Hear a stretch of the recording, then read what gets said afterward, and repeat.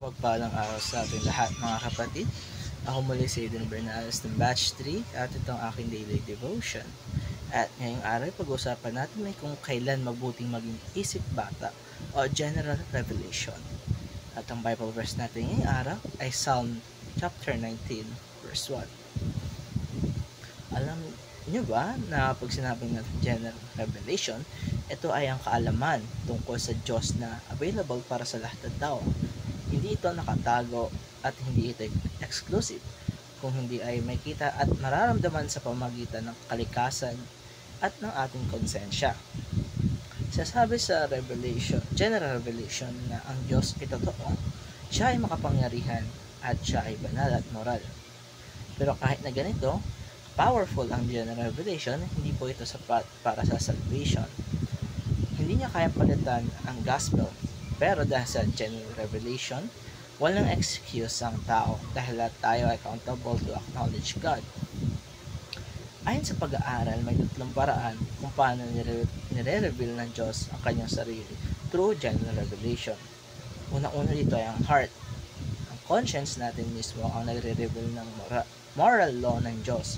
Kahit hindi pa natin nababasa ang Biblia, meron tayong innate sense of right and wrong. Ang puso natin sinisigaw kung ano ang tama at mali.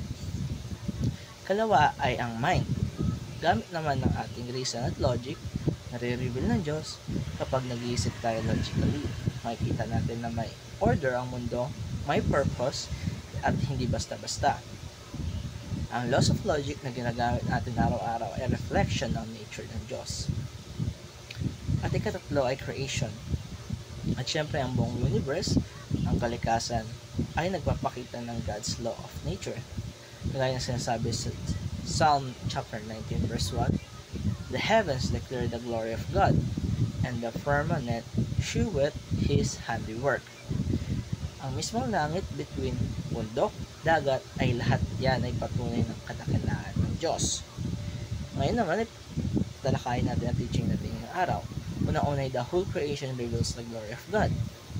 Ang buong mundo ay parang isang malaking painting ng Diyos. Lahat ng detalye mula sa pinakamaliit na dahon hanggang sa pinakamalawak na galaxy ay nagpapahayag kung gaano kaganda at kadakil ang ating Panginoon. Kalawa ay the whole creation is our sanctuary. Hindi lang po ang simbahan ang lugar ng pagsamba, kundi ang buong mundo mismo. Bawat puno, bawat hangin, bawat alon sa dagat ay paanyaya para sambahin natin siya. Wherever we are standing on the holy ground.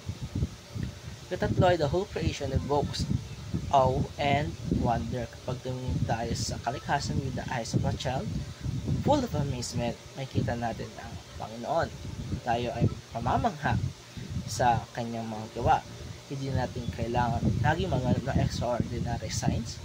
Minsan sa mga simpleng sunrise lang, sapat na para makita ang kanyang glory. At para naman sa ating mga application ay una-una, turn the worship into a lifestyle. Hindi lang po tayo dapat tuwing Sunday ang nagsasamba. Dapat ito ay araw-araw, bawat galaw, bawat na ating ginagawa sa ating pang-araw-araw isang paraan ng pagsamba sa Diyos. Sa simpleng pag-appreciate ng nature or simpleng pagtulong sa ating kapwa, lahat ng yan ay nakakalugod sa ating Panginoon. Kalawa, I view the whole creation as a place of worship. Paglapas natin sa bahay, kahit saan tayo tumingin, damhin natin na nandoon ang presensya ng Diyos. Hindi lang po nakakonfine sa simbahan, kundi sa buong mundo ay ang kanyang templo. At mga kapatid, dito nagtatapos ang aking daily devotion. Maraming salamat sa panonood.